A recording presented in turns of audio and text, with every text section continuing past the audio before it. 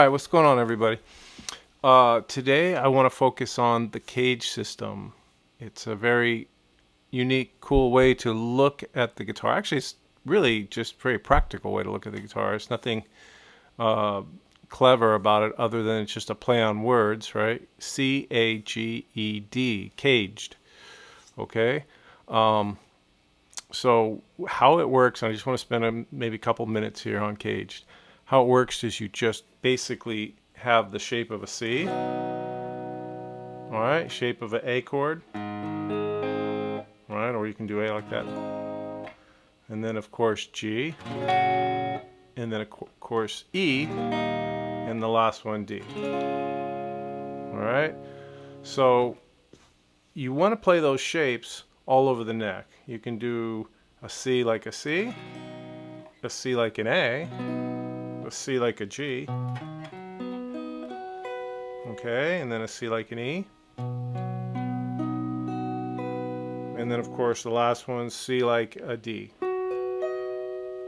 All right, so I usually, when I heard this system several years ago, I thought, okay, kind of cool, kind of clever, but as I thought about it, I said, you know, if we actually did this D cage, right, to cage, if you put the D at the beginning and the instead of the end, it's more inclusive. Okay, so there would be D first, and you would have D like a D, and then D like a C. Okay, D like an A. Okay, D like a G. So you can go. You know, you can actually play this, but it's you know, probably better to just see it as opposed to physically playing. It's a little bit of work, so I just arpeggiate it. Okay, and then the last one now, it becomes E. And if you notice, D's connected to C, right? It's inside of it actually. Okay, and by the way, this technique is more how like Hendrix would play it, more real world. You see people doing this stuff, trying to show you how to do it, and it's like, who plays guitar like that? I mean, some things you need to do, change your technique, but generally speaking, you know. Okay, and then you've got, so D connected to C, connected to A, you know, that A, and then the G, and then finally connected to the E. So you don't have to jump up here and play that. You just got that. Anyway, so D, C, A, G, and then E. All right.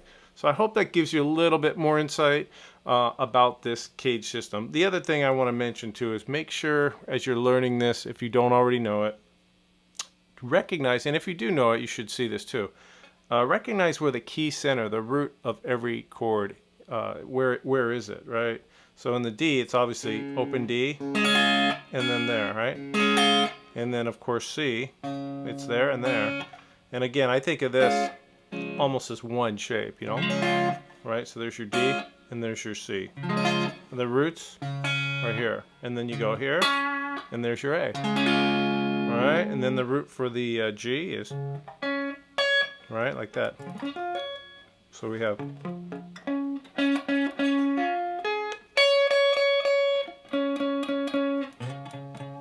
Okay, and then of course for E. So recognize where the roots are. It's going to be really helpful, really important. All right, so let's get into it. Here's how I see Hendrix using the CAGED system a lot. And you know, the funny thing is, if you actually ask Jimmy, like, well, what is this CAGED system thing? He'd go, I don't know, what is it? Explain it. And then he would say, oh yeah, that's cute, I know it. He would kind of laugh because, I mean, he saw every possibility. He knew every note as fast as you can absolutely see it. His knowledge of the guitar was incredible. Obviously, he's one of the greatest guitarists to ever live, and his knowledge of the instrument was just, you know, he was not lost in any key. He knew every note lightning fast. And I will start with saying that if you don't know your notes, that's where you want to start. I mean, the CAGED system's great and everything's cool about it. It's going to be very helpful.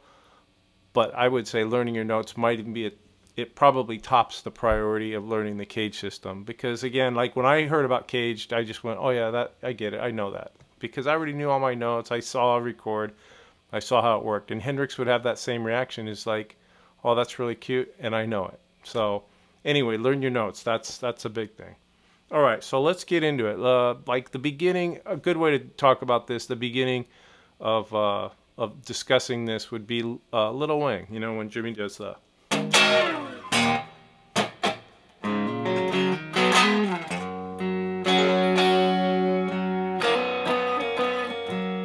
All right, so let's talk about that. You've got this,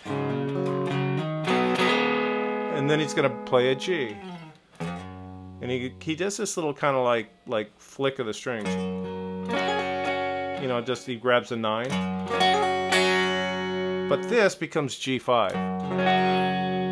But as you can see, he's kind of playing the G shape, just the regular standard G. And then immediately he goes into the E shape, right? So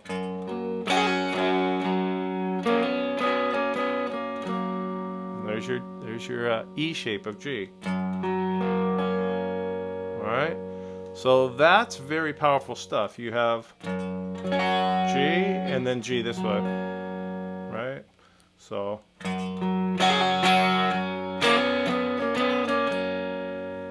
all right. So that's a good example. And then the end of the beginning intro, he also has this part where he goes. He does a D5, right? Like he's playing like an A, so this is D like an A now. And then he goes right into a D chord that becomes basically the G shape, and he goes. And then this is a G chord, right? You have the G shape. So it's like, you know, I'll back up a minute. He goes.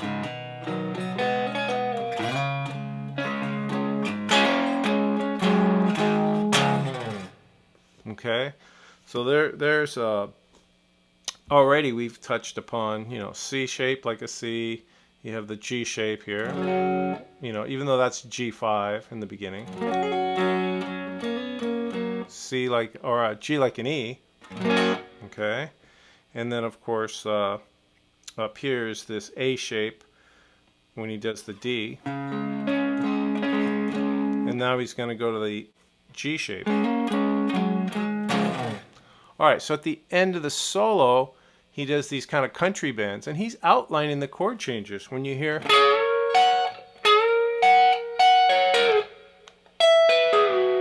that's just F or a G to F, right? That's like going. So he's seeing the G chord in the E shape, and he's seeing the F chord in the E shape as well. So he just follows the changes in country bands. And then he does the same E shapes here for C and for D, where he goes. So this is going to be where he's going to grab the 6. Okay. Watch, it's like a.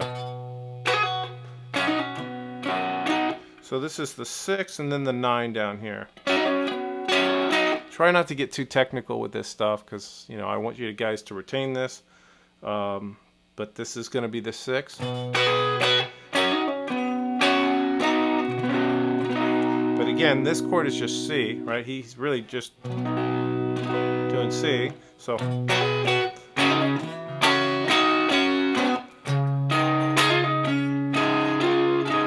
And that's just D, right?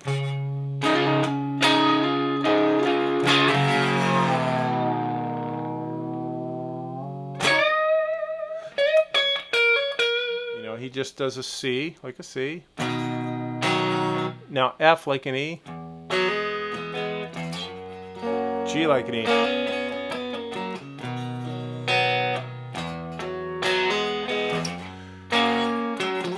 And then little Phil, he was like.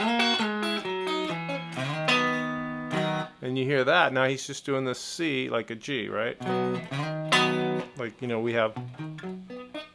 There it is, that G shape, right? So it's like.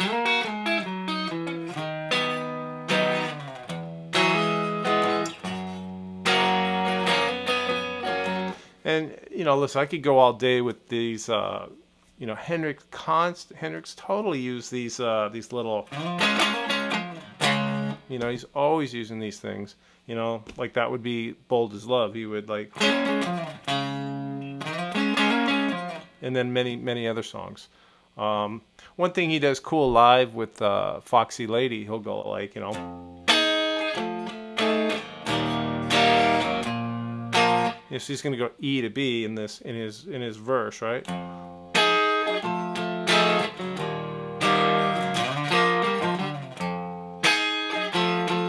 And this time, or what, you know, sometimes you'll hear him actually go up to E, and he'll go, which that's E,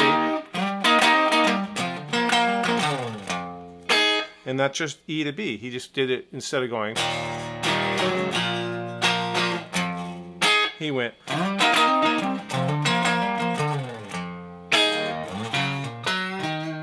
But so one time he'll do like.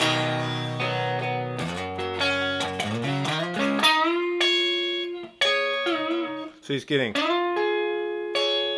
that the E shape.